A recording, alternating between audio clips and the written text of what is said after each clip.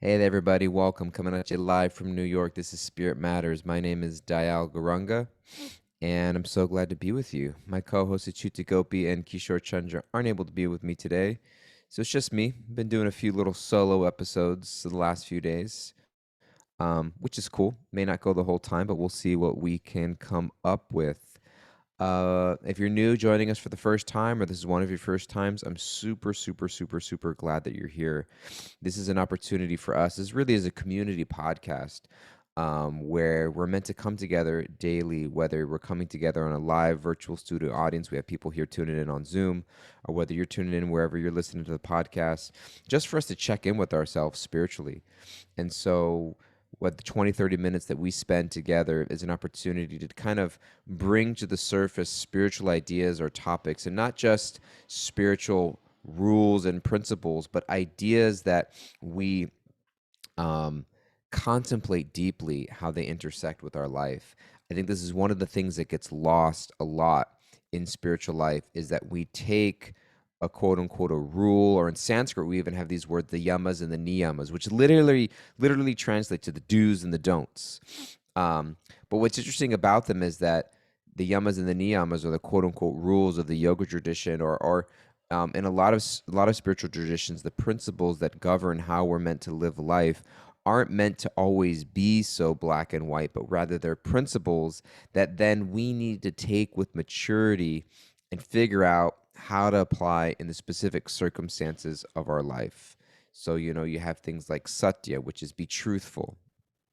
You have things like ahimsa, which is nonviolence. You have saucham, which is cleanliness or purity, both internally and externally. And um, each that principle may look different according to the phase of life that we're in, according to the circumstances we may find ourselves in, different time, place, and circumstances. Um, and so we constantly need to revisit these principles. We constantly need to be reflecting on the principles of spiritual life and how they apply to our specific circumstances regularly, because it never runs on an autopilot. Spiritual life never runs on an autopilot, just like relationships never run on an autopilot. Just like the needs of another person never run on an autopilot. We have to constantly reevaluate and check in with ourselves how things are going. And today we were talking, I was checking in here, and Kishore, one of our co-hosts, has been on vacation this week, so he's not joining us. Achuta Gopi just got back from a kirtan festival in Utah over the extended Memorial Day weekend here in the U.S. And she joined us yesterday, and then I was sitting here waiting for her to tune in. And I was like, just waiting for Achuta to log in. I was like, maybe she's not coming. It's 9:00 a.m. It's 9:02. It's 9:03. Everyone else is coming in. I was like, is Achuta coming? And then Kimberly just shook her head. She was like, I have a vote of no confidence. Not coming. Kimberly's like, oh my God, you just exposed me. She was just joking. I think so. Because Kimberly's on the West Coast, so she's tuning in. It's 6 a.m. where she's at. Early, early sunriser. But then Laleshwari said in the chat, she's like, I'm hopeful. I'm hopeful. Wasn't sure the degree of hope. Was it a great deal of hope or a small level of hope? But she was like, I'm being recorded right now. I want this to go on the record. I'm hopeful. Everyone else had no comment. The other dozen people in the chat were like, I'm not speaking to this.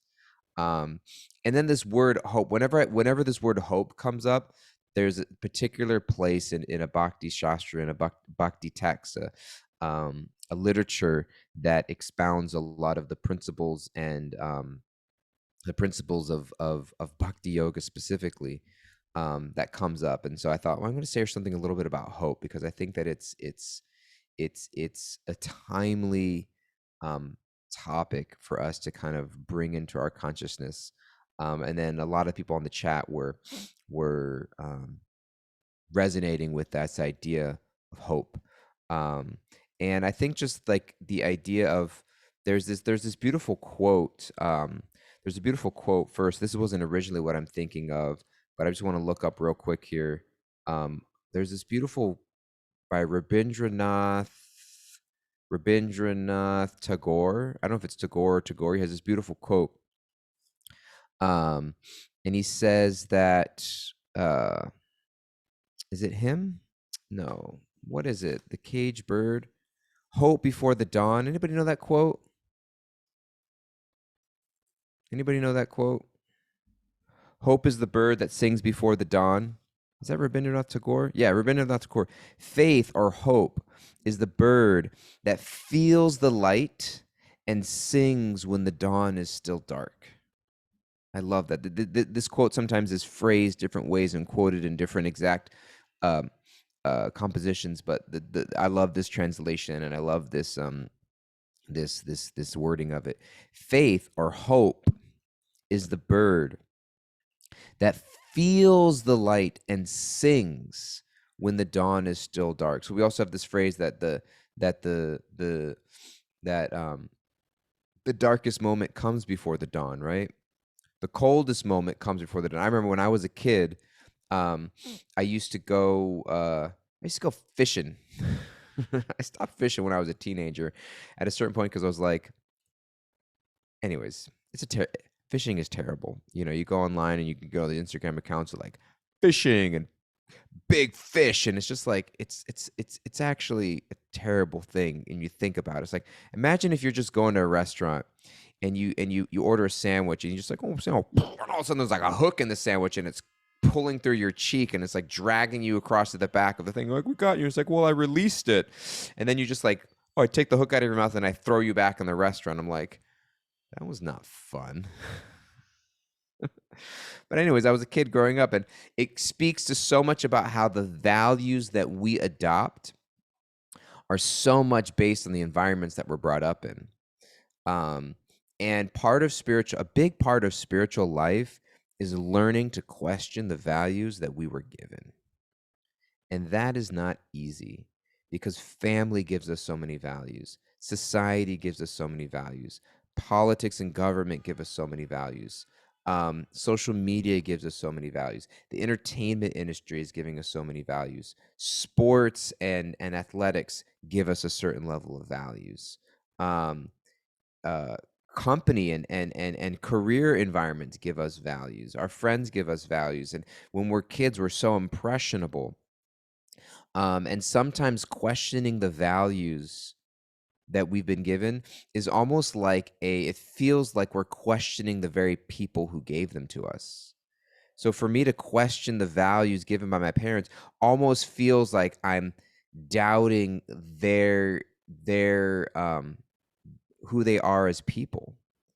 And it sometimes feel like it's a threat of the relationship, and so it becomes so hard to sometimes question those things. But a big part of spiritual life, and that's the whole, I mean, I feel like it always comes back to the first chapter of the Bhagavad Gita, where Arjuna had to question everything. Arjuna, for those familiar with the Bhagavad Gita, is it's spoken on a battlefield. It begins with existential crisis, and there's a man who was the epitome of success. He was he had everything at his fingertips, and yet he found himself in a place of complete and utter questioning. Am I doing the right thing? Is this what I should be doing? How can I go through with this? And he created space even in the busiest of moments. And so it's not that we feel like I need to have the time, but I needed to make the time to question. And it doesn't mean that I just have blind doubt where I just question everything, but it means that I'm introspective and reflective, and I live with a level of healthy discernment. Not like necessarily discernment in terms of good and bad and rejection, et cetera, of other people for being different, but a simple discernment of being able to ask questions. And I think a lot of the times when we end up in a place of resentment in life, it's because we didn't always do due diligence to practice a level of healthy discernment. I didn't take the time to allow myself to notice. There was a video of like somebody, there's all these videos and memes about red flags, about not noticing the red flags in relationships. And there was one video, and the caption was me not noticing all the red flags. And there was like a video of this little girl in a field, and there were all of these like geese in a field, or all these kind of birds in a particular field. And she says, this little girl sweetly says, "Look at all these chickens," you know, and they're not chickens. They're like a different type of bird, and the field is covered with like all of these other types of birds, and so it's like looking at like, look at all these chickens. It's like me not noticing all the red flags, but like, oh, look at all these, whatever, and just not noticing that like there's a lot of red flags going on here, and I'm not noticing it. And I didn't take discernment to say, you know what? This doesn't feel right for me. You know what? This doesn't look like a good idea. You know what? This doesn't feel like a fair deal. You know what? I don't think I have the capacity to do that. You know what? I don't want or like when people treat me that way. And we just kind of go along with it, and then all of a sudden it's like we expected somebody else to say that for us. I expected somebody else, well, they shouldn't have taken advantage of me. Well, maybe I need to now, you know, learn the art of not being taken advantage of. And being able to do that in a healthy way requires a lot of maturity because we live in extremes. Either I'm like a complete open book and anybody can take advantage of me, or I'm a complete closed cage, nobody's allowed in, and I don't trust anybody. And so finding that middle line is really, really, really hard. And it takes a healthy level of questioning and discernment, not in a mood of, again, just like rejecting everything that comes our way, but sometimes questioning our values. Um, and so, anyways, that all started because I grew up, I'd go fishing and I'd go in Mammoth Lakes in Northern California. And, you go really early in the morning. And so it's interesting how you find time and inspiration to do the things that you love. Like, I never wanted to wake up and go to school. I hated my alarm clock going off in the morning. But when we're going fishing, I'd set my alarm clock and we'd wake up an hour before the dawn, and we'd go to this lake and we'd sit out there literally in the freezing cold before the dawn, throw our lines out into the water and wait. And I remember literally I was up in the mountains in Northern California in Mammoth Lakes, um, and just waiting for the sun to come out, just like waiting, because also your fingers are cold because you're in the water and you're hooking your bait and all that stuff, and so you can't have your fingers in gloves because you need to use your fingers. And that feeling of the darkest cold, because it's just getting colder and colder and colder as the night goes on, darker and darker and darker as the night goes on, and the coldest moment, the darkest moment, is right before the sun comes up. And then when that sun comes up, it's such a feeling of like, the light as well as the warmth that comes from the sun. So I had that experience growing up of recognizing that that darkest, coldest moment comes right before the dawn. And faith, hope, as Rabindranath Tagore, he's an Indian philosopher. I don't know what his timeline, I don't know when he lived. But he says that hope is the bird that the dawn is not there. There's no light that's coming across. There's no warmth from the sun yet, but they feel the light. They know that it's there just over the horizon. And they sing, because when the dawn arises, all the birds wake up and the rooster's crowing and the birds are singing and things come alive. They sing even before the light and the warmth of the sun has arisen because they know that it's coming. Faith is that bird that sings, that feels the light and sings when the dawn is still dark. So there's a lot of darkness going on right now. There's a lot of darkness in the world, and it just seems, I've noticed over the last 2 years, how, you watch the news cycles, and it just seems that like, something is such a big thing in the news, and then the next crisis hits, and all of a sudden it's just nowhere to be found, and the headlines are just all over whatever the next big crisis is, and all energy and focus is just on, whether it's police brutality, and then it shifts to gun violence, and then it shifts to the war, and then it shifts back to COVID, and it's just like you feel like a pinball just bouncing around from like one crisis to the next, and it just gets, whether it's in social issues, environmental issues, political issues, um you know all of the, just so many things one after the other, and it just feels like a constant onslaught of crisis, and it can just get overwhelming, and there's this sense of losing hope, this sense of losing hope.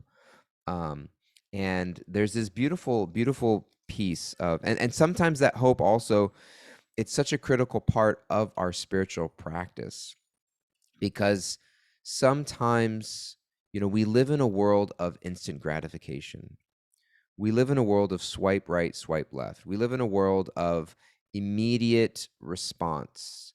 And we lose our ability to give things the time they need to mature and grow, like a flower, like the fruit of a tree, um, like relationships. You know, they take time to really blossom. And our spiritual practices also, sometimes we experience this immediate sense of relief or joy or connection or bliss in spiritual life. We enter the romance period, like you have the honeymoon phase of a relationship or the romance phase, and it's exciting, and it's new, and you're discovering things, and you haven't shown your ugly sides yet. And then all of a sudden you hit those first big bumps in a relationship, and you're like, I didn't know he got angry like that. I didn't know I was so sensitive around that area. And you think, oh, well, maybe this was a mistake, without realizing, like, oh no, maybe this is just what it means to take it to the next level. And spiritual life is like that also. We think that once there's a bump in our spiritual life, once I lose taste for the things I used to feel nourishment from, once there's a friction in some of my relationships of spiritual community, once I feel a sense of being lost or God not listening, I start to question and I doubt and I lose hope. And there's this book. It's called The Nectar of Devotion, which is a translation of this term called the Bhakti Rasamrita Sindhu, which is it's a Renaissance era text about the science of devotion. Literally, it's called the science of devotion. The idea of if love is the highest reality. It was, I don't know who coined the phrase, but it was Ziggy Marley. Is that the name of Bob Marley's son? I think he had the son named Ziggy Marley. And when I first moved to New York, there was a bus stop promo of him wearing a shirt that said "Love is my religion." The idea of love is my religion. And sometimes we like the idea of love is my religion because it doesn't mean anything. It just means I get to be whatever I want and just be free. And there's no like sense of accountability or of my life, of how I act. It's just be loving. But like, to actually be loving, to make it work in a long-term loving relationship, it takes a lot of work. It takes a lot of understanding. How have people done this successfully in the past? Learning from couples that have made it over the long term, learning from people who have done this successfully. And so similarly, if love is the highest religion, love is the highest expression between the soul and the source of all souls, it behooves us to learn from people who have done or are doing that well. And so there are saints throughout history, throughout time, who wrote down their experiences and gave us roadmaps of how to navigate things that come up in spiritual life. And so there was one such saint. His name was Rupa Goswami. He lived in Renaissance era Bengal in the 14th, 15th century. And he wrote this book called the Bhakti Rasamrita Sindhu, which literally means the immortal flavor, the flavor of eternal love, the taste or experience of immortal love. And there's this section called hope. And I'm just going to read the first couple lines. He says, great hope, the strong conviction that one will certainly receive the favor of the Supreme Spirit, is called in Sanskrit Asha Bandha. Asha means hope. Asha Bandha means to continue to think, because I'm trying my best to follow the routine principles of devotional service. The routine principles meaning those, as we talked about earlier, you have those yamas and the niyamas, the rules, or thou shalt, or this or that or the other. It's not a report card. that we get, you know. What's your 10 Commandments report card? Oh, I'm doing about 76%. Oh, well, you got to get it up to 78. Can't get into heaven unless you get to 78, you know. Or so like, how you doing on the M's and the EMs? I got about a 50%. Got to get your numbers up. We're not counting percentages in that way, but it's like these are the principles, and we're encouraged, do your best to figure out how to apply these in the best way. Why? Because your life will be better for it. You'll experience greater amount of love and connection in your life. Because I'm trying my best to follow the routine principle devotional service, I am sure that I will go back to Godhead, back to home. We say back to Godhead, meaning reconnect to spiritual source. Reconnect to spiritual source. And so, the book goes on. I won't go into detail, but I just wanted to sort of there's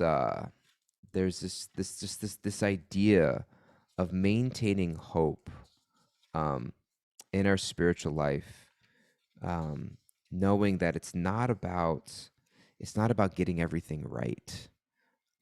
It's not about having all of the answers. It's not about performing on a particular level, but it's about setting our intention in the right place and constantly giving ourselves space to assess our motivations, be willing to be corrected and guided, and to constantly recalibrate accordingly. I think the only danger we ever fall into in spiritual life is when we become so narrow-minded and rigid that I'm not open to see how things can be done differently. And if we have that, I'll end with this point here. Recently, in the last 6-9 months, I've taken on a new role at the Bhakti Center. I was asked by our board of directors to be, the executive director of the organization. And I was meeting with somebody who's not in our organization, but part of our community, and who's a leader in his own field of work. He works in the world of finance, and he's very successful, and he knows what it means to be a leader, to be in a director position. And he was saying, one of the most important things to keep in mind is that people are looking to you to make decisions. You have to be willing to make decisions, even when you don't have all the information, even when you're not 100% certain if it's the right decision, but you've done everything. You have to be willing to make decisions, move forward so they're not stuck. And then he said this, and always self-correct. He said, you're not going to always get it right. You're not always going to know what to do. Seek guidance from people around you. Have people that you look up to take advice from. But at the end of the day, make a decision, move things forward, and be willing and always willing to self-correct. Meaning, like, if you did something wrong, own up to it, accept it. If there's a better idea, I'm open to it. It's not that my way or the highway, or we're going to do it my way, but this is the best I can come up with, and we're going to move. And if as soon as I find out that this wasn't the right decision, I'm willing to correct. I'm willing to own up, and I'm willing to shift gears. As soon as somebody shows me that there's a better idea, a better way of doing it, I would most gladly adopt it. And so this sort of like not getting stuck in our spiritual life, that, I'm going to keep moving forward. I'm going to keep taking the next best step. I'm going to apply these principles as best as I can. And I'm always open to guidance internally from my divine inner partner, externally from my gurus or my teachers or my mentors or my counselors. And in that way, there's this hope, this sense of being that bird that feels the light yet sings when the dawn is still dark. And so my takeaway for today is sort of this reminder. This is the reminder. If you're listening out there in the podcast, you're driving, you're doing the dishes, you're on your way to work, or you're listening as you're falling asleep in bed or taking a shower.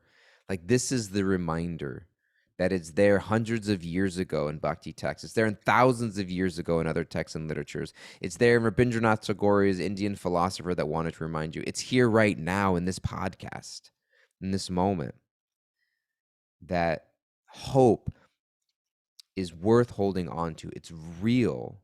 And sometimes it just requires us to see it through as best we can, be willing to make mistakes and learn as we go.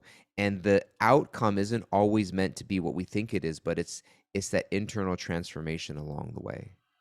And sometimes the most challenging and trying circumstances are put in our life in order to transform us in a way that we otherwise never would have. So this is your daily reminder, and I hope you keep it with you. And as always, we have our takeawayer, Kimberly, who's always keeping good notes for us.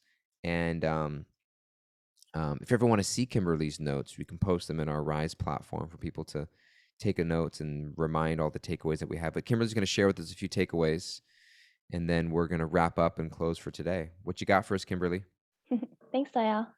So today I got spiritual life never runs on autopilot. It takes time, guidance, and self-correction for things to blossom. Live with a healthy discernment and ask questions about your values. And lastly, we can be like the birds and sing even when it's dark because the light is coming and it's just there over the horizon. Yeah. And don't go fishing. Stop fishing, everybody. Go watch Seaspiracy. I love you guys all so much. Super, super grateful to have you with us. Please be well. You are loved. You are not forgotten. You are not alone. There is spiritual hope.